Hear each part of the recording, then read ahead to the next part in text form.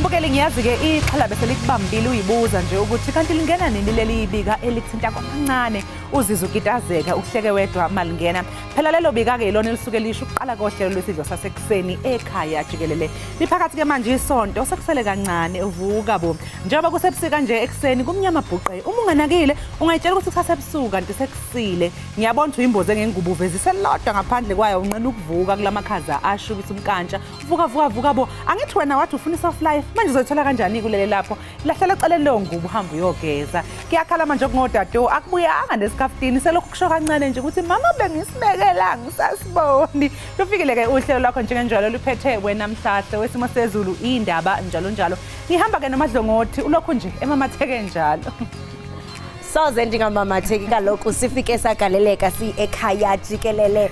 Ewe kaloku Mzantsi Afrika lingatsho elokwijo selisazi into yokubana sifike sagaleleka singumthombo phala phambili wendaba ekhaya jikelele. Iqinisekile into yokubana ziyaqhuma inqawe emaxhegweni kutsho isankxwe kuyilizela umlisela nomthinjana kuba kaloku uvimba wethu ngalentseni uyaphuphuma. Siyatsho kaloku isiXhosa into yokubana le nto imnandi ngokuchubelana kuba intaka yakha ngoboya benye. Qiniseka ke into yokubana webelana nomezi umxelela into yobana hayibo nantso ishow ephala phambili sele ikho Dimlo ke ukhalosa kalubisi unonkanyezi ndixela yena kaloku umadlongothi umazipho umamshukuma umazondwa ngento zakhe. Mamtshali zithini eziphala phambili mvanje? Mbukeli asibheke ihamba phambili kuleli hora.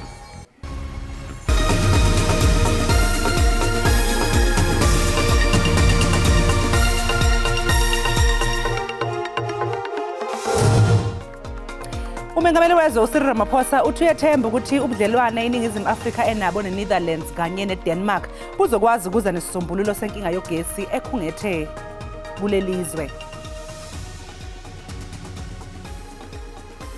Inkulu baphathiswa yaseMpuma Koloni umnomzana Oscar Mabuyane ukunqande ngempumelelo ukuphandwa kwakhe yiSIU malunga nezifundo zakhe kwidyunivesithi yaseFort Hare. Asatheze umqeqeshi omusha amaZulu ngemva kokushaya into ephansi ngesizini edlule.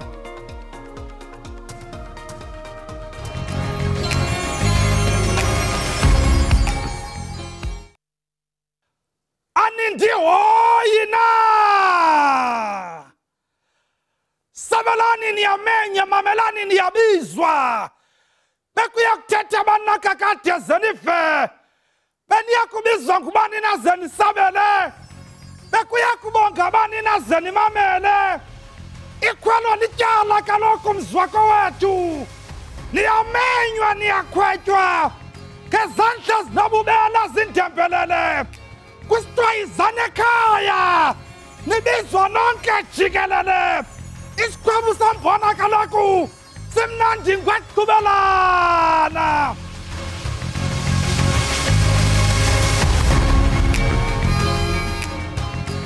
Umengameli wezwe uCyril Ramaphosa uthi iNingizimu Afrika inethemba lokuthi izohlomula kwezithinto ezamandla njengoba isingethe ondunankulu ababili iNetherlands kanye neDenmark. Umengameli wezwe usingethe uMark Rutte kanye noFrederickson ePresidential Guest House ePitoli. UMzantsi Afrika uxeleshe kuzuza uxhumo oludingekayo kwezamandla kulamazwe amabini ukukhawulelana nombhodamo wezamandla kweli. Amandla ahlaziyiweyo nangenabo ubungozi kokusingqongileyo yeminye yemiba ephambili kwingxoxo phakathi kwezinkokheli ezintathu. You will be familiar with the pressure on our electricity network and the impact it is having on the South African economy. Renewable energy forms an increasingly important part of our energy mix, and it is vital to both the achievement of a just energy and greater energy security for us. Zombini ezinkulumbuso zizibophelele ukuxhasela uMzantsi Afrika kuguqukela kolhlobo lwezamandla ahlaziyiweyo. The main focus is on energy transition, and there is a huge opportunity. And the only way we can deal with this and make this happen if the people in our countries understand that this is not only about energy, but it's also about jobs. We are facing some of the same problems because all this relates to the climate change, which we have to combat. But at the same time, we have to do it in a just transition way to create more jobs.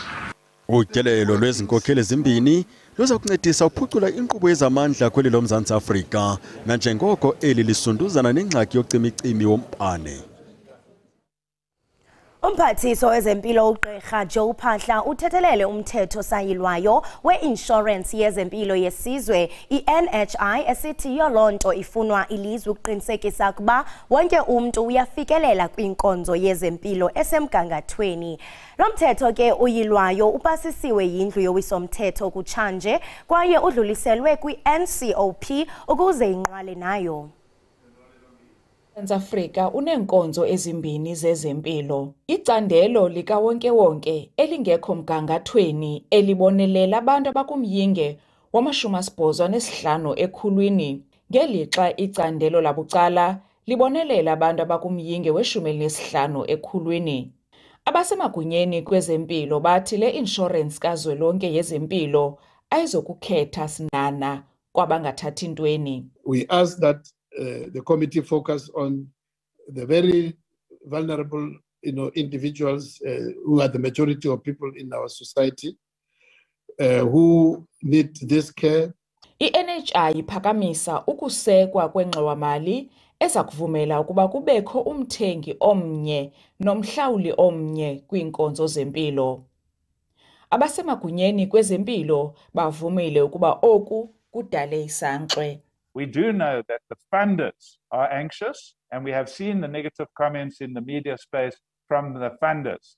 And that's very obvious why they are more negative than the providers. Le ngxowa-mali iza kujonga bonke abemi boMzantsi Afrika kuqukwa nabafumene impepha-mvume zokuba ngabemi beli lizwe, iimbacu, abasezintolongweni kunye nabathile abaphuma kumazwe angaphandle. Ndingululama Amatya weendaba ze-SABC eParlamente eKapa. Undunankulu wase-Eastern Cape Oscar Mabuyane uphumelele ukuthola isivimbelo enkantolo sokuba i-SIU ihoxise uphenyo lwayo malungana nezifundo zakhe enyuvesi yase-Fort Hare. uMabuyane uthi nakuba esalinde umphumela wesibili wesicelo sakhe uzophosela inselele isinqumo sokukhonjwa indlela njengomfundi weziqu ze-masters. Sigqityiwe isigaba sokuqala sesicelo nalapho inkulubaphathiswa yephondo uOscar Mabuyane ephumelele khona. Uthe kwesisicelo oluphando lilinge lokumhlaza esedlangalaleni. Uthi SIU iphanda izinto bekungafanelanga iyaziphanda. In the circumstances, I grant the following order. The Special Investigating Unit is interdicted from enforcing Proclamation 84 of 2022, published in the Government Gazette number 47199 on 5 August 2022, insofar as the SIU has taken steps or intends to take steps that are directed at the applicant, pending the determination of Part B. Each party is to bear its own costs, a hand-down judgment. Ngoku Mabuyane uthatha amanye amanyathelo omthetho ngakwiyunivesithi iFort Hare. Ngomso sabe sifaka amanye amaphepha okuchallenge iFort Hare ngqo kulomba wokundikhupha ekufundeni ndingenatyala ndingenzanga nto. Kuba zange ndazibhalisa eFort Hare ndabhaliswa yiyo. Uba inengxaki zayo zangaphakathi ayinoyenza loo nto ingxaki yam ihambe icreate into ezingekhoyo kongathi kukwinto ze-fraud. Mna yonke imali endiyibhataleyo ndiyibhatale eFort ndinobungqina. Pha ikhona iFort yandityala for that matter imali yam engekayibuyisi kum. Ukwathi kuyaxhalabisa ukusetyenziswa gwenxa kwamagunya. Baninzi abantu abahlukumezekileyo pha abanye abanandlela abanayoyazi inkundleni bahlele emakhaya bayagcuma zinhlungu izitudents ngezitudents. Loo nto kufuneka iphelisiwe. iFort Hare University ebaluleke kakhulu. SIU neFort Hare zithi zisasiqwalasela esisigqibo senkundla. Abongile Yankees kwiindaba ze-SABC eBisho. Amathimba bebhekele inhlekelele eWestern Cape avumile ukuthi ikhukhula ezihlasele ngesonto ledlule zidlule nomphefumulo wabantu ababili. Ikhukhula zahlasela emva kwezimvula ezinamandla esifundazweni. Lokhu ke kuholele ekutheni kuvalwe imizila eyi14 kanti liyaqoza ke nosizo oludingwa abantu. Kuyaqhubeka umsebenzi wokuhlola ke ubungako bomonakalo odalekile. Umsinga womoya bandawo yentshona koloni kwiveke ephelileyo ushiye umonakalo nokubandezeleka. Kuqikelelwa kuba umonakalo uphakathi kwe-750 yezigidi kunye nebhiliyoni enye yerandi. Our first big area probably was in the Somerset West, when with the Vemazuk Dam and the challenge that we had as far as Somerset West and the Lawrence River also. And then the West Coast started coming on our radar. There was obviously a lot of flooding and roads in the city, but the city also they have a very good disaster system, so they kicked in quite quickly. Abasemagunyeni kwiphondo bathi kusekwangoku kuqinisekisa ngomonakalo. 2 lives lost and condolences to their families. A big message, at least one of those 2 lives was someone that was asked to evacuate and refused to. And we're really sorry about that, but please, the message is listen to the officials when they come along. Inkcukachamanani zibonisa ukuba amanqanaba amadama kweli phondo anyuke kakhulu. Our average dam levels stand around about 92%. We're very thankful, very grateful for that. There's obviously dams that's 102%, 104%, like the Berg River Dam, etc. And we managed the release of this water now. Remember, we still expect more rain later on. Amagosa ancome inzame zamapolisa nabasebenzi bakwa-Eskom ngokubuyisela umbane kwindawo ezichaphazelekayo nemibutho yoncedo eyenza imigudu yokunceda. Kulindeleke ukuba kubanjwe abanye abantu abathathu kwityala lombulalo waqhweshayo nokwangumdlenguli uThabo Bester. Umtshutshisi uSile Mahloko uxelele inkundla kamantyi yaseBloemfontein eFreystata ukuba amapolisa agqibezele iinkcukacha zikanomyayi kunye neengxelo zebhanki. Ukuza kuthi kangoku ngabantu abasibhozo ababanjiweyo ngokuncedisa ukaBester ukuba aqhweshe kwintolongo yaseMangaung ngoMeyi wonyaka ophelileyo. Ityala ke limiselwe umhla wesibhozo ka-August. Kubonakala ngathi uThabo Bester kunzima kuba agcine igqwetha. Abameli bakhe bomthetho uAdvocate Jeremiah Pila kunye negqwetha eliyalelayo uCyril Zondo barhoxile beshiya uBester kwakhona apho waqala khona. uPila noNdo abazichazanga izizathu zabo zokulahla uBester. NgoMeyi igqwetha lokuqala likaBester uRyan Ishmael naye warhoxa. uBester uqinisekise ukuba uKabelo Mathi uza kumela ukuya phambili. Request to bring an application for recusal on this matter. Myself and the instructing attorney, Mr. Ndo. We had the discussion with our client, Mr. Thabo Bester, and we came to amicable agreement that there won't be further instructions from today for me and Mr. Ndo. Umtyholwa wesithoba uZando Moyo nongumntu wamva nje ukubanjwa usiyekile isicelo sakhe sebheyile. Umeli wakhe uBunolothebe uqinisekise ukuba uMoyo akanatyala kodwa khange aqinisekise ukuba unazo kusini na izigwebo zangaphambili. Igunya abantu lezotshutshiso liphinde lathi kuseza kubanjwa abantu abaninzi.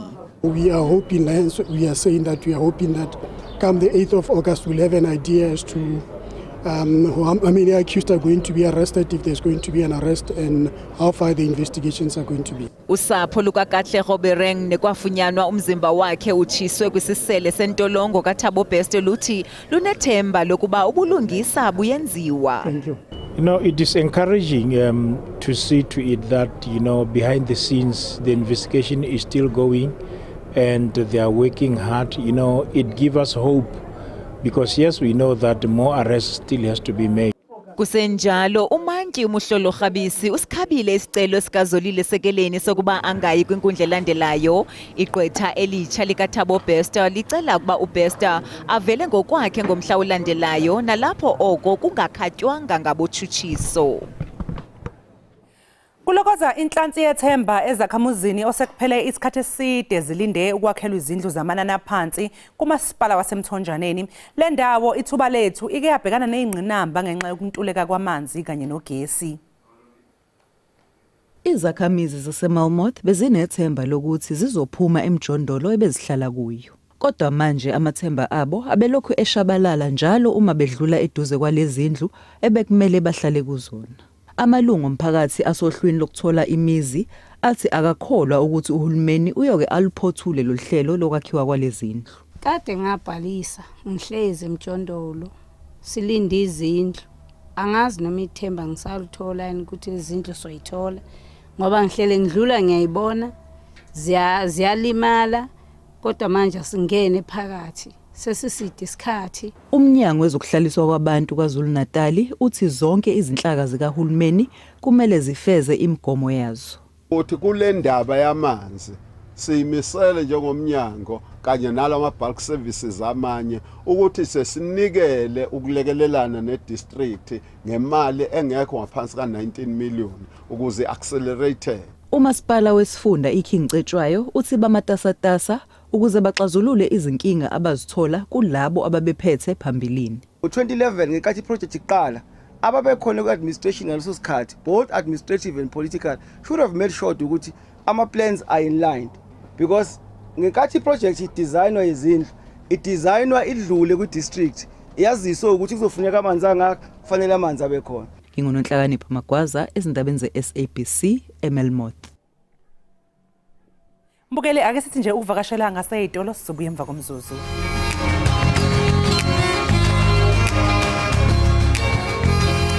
Sikamkele umbukeli Ekhaya Jikelele kanti njengamanje ake singene kwezemidlalo. I-Australia iyona egadle kuqala emidlalweni ewuchungechunge ye-Ashes Test lapho ibhekene khona ne-England e-United Kingdom. Emzuliswaneni wokugcina bekushikisha ufudu njengoba i-Australia ikwazi ukugijimisa ama-runs ayi-178 yaseke iphumelela ukunqoba ngama-wickets amabili. Ukapteni we-Springbok uSiya Kolisi uthi uza kuphoswa yi-Rugby Championship eqala kwinyanga ezayo. Usandile Zungu ongusihlalo weqembu elizinze KwaZulu-Natal AmaZulu Football Club umemezele ukuthi iqembu lakhe liqoke uPablo Franco Martin odabuka eSpain njengomqeqeshi omusha woSuthu. uPablo Franco Martin ucikice isivumelwano sokusebenza seminyaka emithathu noSuthu Olmabheshankone.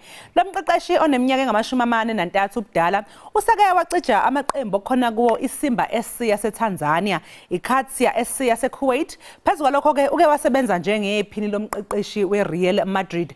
uFranco uzoqala lo msebenzi wakhe omusha ngesonto elizayo. Siyavakala isandi sendebe yehlabathi yebhola ekhatywayo yamanina.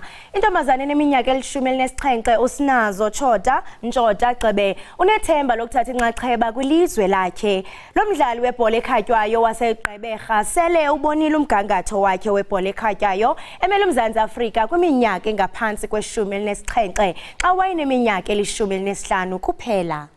uSinazo Ntshoda ngumdlali webhola ekhatywayo wamanina waye useze ngobuso elizweni. NokaNtshoda uthi ufuna ukuba inxalenye yeBanyana Banyana ukusigxina ngenye imini. Waye neminyaka yakhe isamvumela. Iphupha lakhe ukumela uMzantsi Afrika kwindebe yehlabathi yebhola ekhatywayo. Kodwa imeko aphila phantsi kwayo ayincumisi kwaphela. Njengoko izihlangu zakhe zokudlala iGogs ukutsho zingekho kwimeko encumisayo. Ufuna iinkampani zabucala zifake isandla. Uthi uza kuqhubeka izilolonga ngokuzimisela. Beni excited kakhulu. Di always ready. Ndafuna uyana ngoku ndiyathandaza. Every day bandiyifumane la collab. Senifumene it is a standby. But ke ndathandaza ndiye kwi-final. Usapho lwakhe luchulumancile ngempumelelo yakhe kwibhola ekhatywayo. So ucoach usicelo nguye wamnikezela kwiCity Lads. But ndandivuma ke okoko ileke eza nereport into ethile ndivume okay makayenze. Usinazo kwiqela lethu unefuthe elihle kakhulu because ungumntana othi xa ekhona wonke umuntu uyonwaba uyathanda ukucula so uSinazo yena ungumntana oright naxa simbiza sithi nguBailey. Lo kaNtshoka unenjongo zokunceda iqela lakhe iCity Lads eliza kuqubisana neUniversity yaseGauteng uUJ ukutsho kwiveki izayo kwibala eWilson Stadium. Ndinguzolani Moya wendaba ze-SABC ndiseGqeberha kwiphondo leMpuma Koloni. Iqembu laseNingizimu Afrika linqobe indondo yalo yokuqala yegolide emidlalweni yama-Olympics ekhethekile esigabeni sabaphila nokukhubazeka okuphazamisa ukusebenza kwengqondo eBerlin. Qiniseka kaloku mbukeli into yokubana ngaphambi kokuba uphume uthi tshetshe uye kwindawo zakho rhabula ufince kuqikelelo lwemozulu.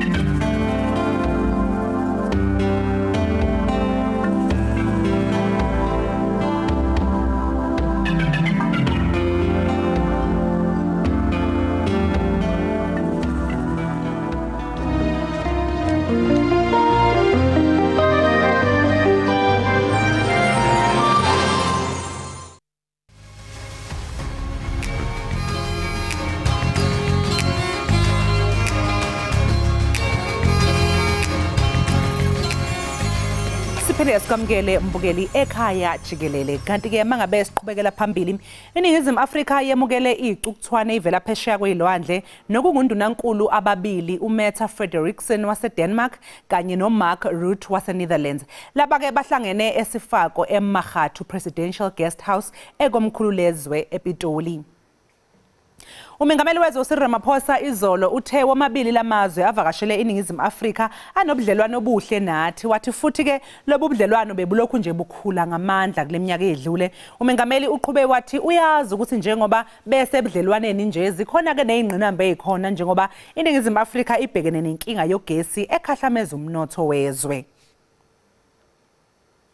Phakathi ke kwendaba ehamba phambili mbukeli kubikele udaba lokuvakasha kondunankulu ababili abavela eDenmark njengamanje njengoba kade nje sikubikela ngoMark Rutte kanye noMet Frederiksen njengoba besohambeni lombuso oluzodonsa izinsuku ezimbili baboneneke nomengameli wezwe uCyril Ramaphosa kanye namanye amalungu ecabinet lakhe ukuthola nje ngobe kwenzeka sinongoti weyithinta ubudlelwane iningizimu Afrika enabo namanye amazwe uDr Vusumuzi Sibanda sikubingelela Dr Sibanda ohlelweni. Ngiyabingelela abalaleli. Uma ngabe nje sixoxela umbukelo ongabonanga izolo ivakashi zethu lezi eziyicukuthwana beyizokwenzani lapha eningizimu Afrika?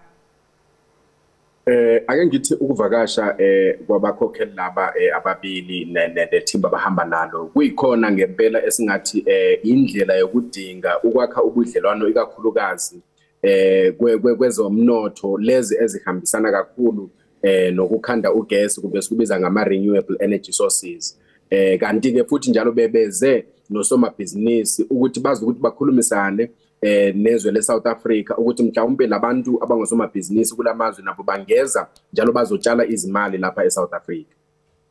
Dr Sibanda bengicela nje njengamanje sike silalele lenkulumo kamengameli wezwe uCyril Ramaphosa ayethula izolo bese kemva lokho sobe sesixoxa ngayo.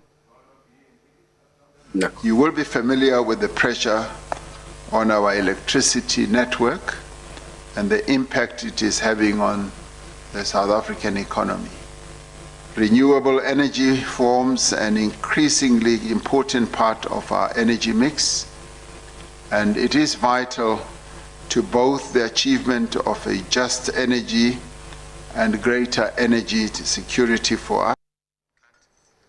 Sibongeke ngaleyo nkulumo kamengameli ngethembe uyizwile Dr Vusumuzi inkinga yogesi namanje sabonakala iyiqathi impela elimume emphinjeni umengameli uRamaphosa ingabe ucabanga ukuthi lezi ingxoxo zingaqhamuka yini nesisombululo?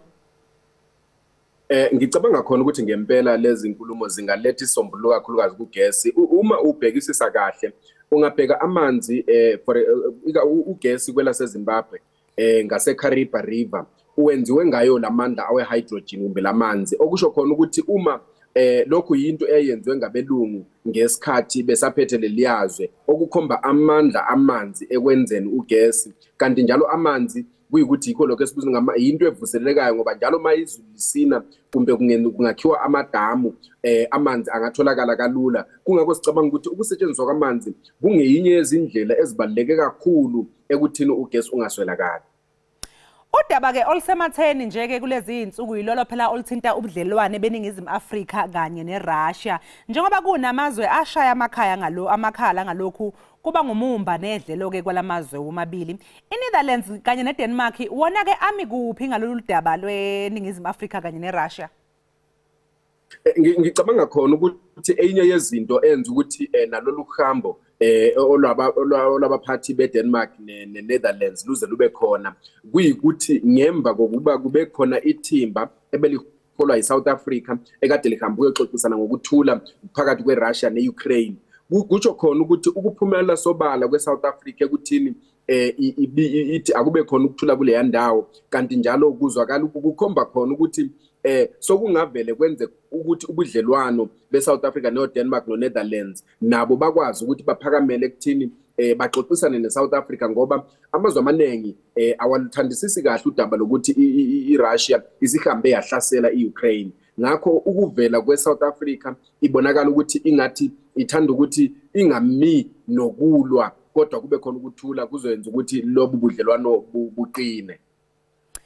Dr. Sibanda, njengoba nawe sosiphawulile ngodaba lolu lwasePoland, ubona ukuthi ke kusuka manje sebuzoba njani ubudlelwane phakathi kweNingizimu Afrika kanye nePoland emva kokuthi phela nakho ithimba lelo bekuthiwa liyahamba libheke eMoscow lingabanga lisakwazi ukuthi lifinyelele khona. Nathi nje ethi intatheli lapho samukele Maseko sathi sixhumana naye wasitshela ukuthi hawu sekuphele impela amahora amaningi benkanise kuliyandizamshini yayimile lapha ePoland. Ingabe ke ubona ukuthi ubudlelwane phakathi kweNingizimu Afrika emva kwalesi sigameko nePoland bungaba njani?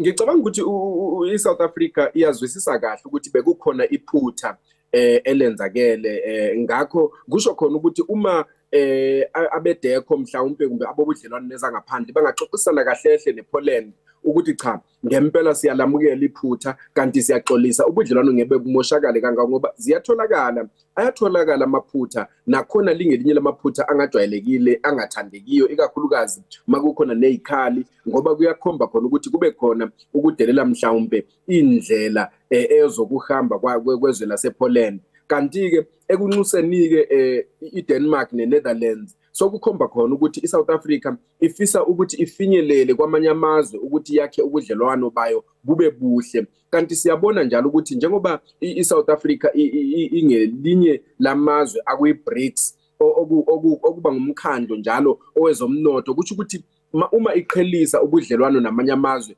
kuzokwenza nayo ukuthi Poland njalo ikakhulukazi iSouth Africa mayisijelana noDenmark kanye noNetherlands nayo iPoland ithi ukuthambisa inhliziyo uthole mhlawumbe nayo kusasa isingeyinye yamazwe anxuswayo ukuthi idlelane kahle kweze business neSouth Africa.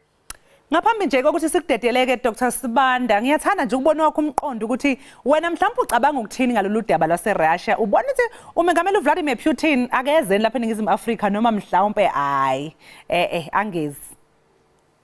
Hayi mina ngokubona kwami nje ngibona ngathi umongameli uVladimir akayihlalele lapha yakwela seRussia phela engezi lana ngoba ukuhlonipha kwamazwe ikakhulukazi kulezi insuku zanamhlanje nemithetho esinayo eUnited Nations ayikuvumela ukuthi kube khona ukuhlaselwa kwamanye amazwe.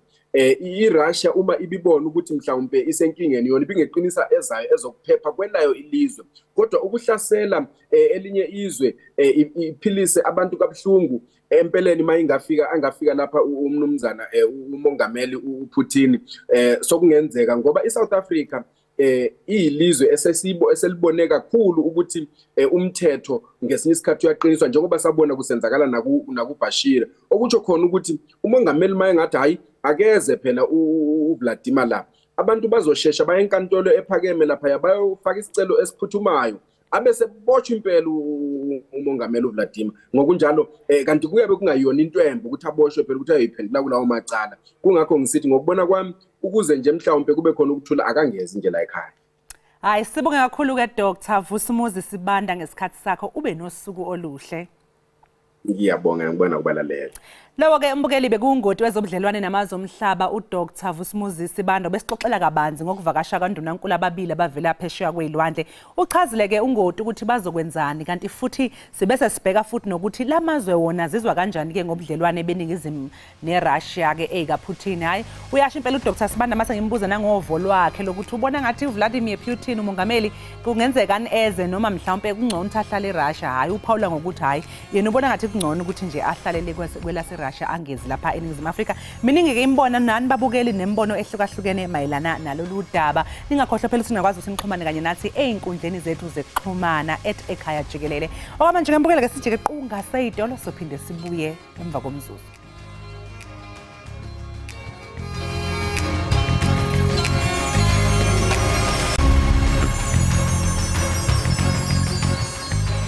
Siphinde sinamkele kwakhona uba usandula ungena ufika sesichwechwela ngasemnyango kodwa ke Wena mamtshali ndiyithandile into yokubana iAmazulu ifumane umqeqeshi omtsha. Ayiwanda ke ngoku imephi ekaMakhansi indaba. Hayi, after phela uMakhathi ke ehambile kuhlukene kwaqabuka ifindo lomshado. Hayi siyethemba ukuthi ke lo coach omusha futhi hayi kubukeka ngazi ukuthi ngoba phela mangabe kubalwa kuthi uphuma lapha ko Real Madrid. Usephuma kwamanye amaqembu aphezulu. Inyawo zinodaka. So siyethemba ke yena kubonakala impela kuthembisa ukuthi hayi cha umqeqeshi soqala kubonakala impela imphumela yakhona. Ndiyathemba futhi into yokubana ukufika kwakhe izinto zawutshintsha ungathi umuntu efikile kufane naseqaleni. Hayi kuzoshintsha khona.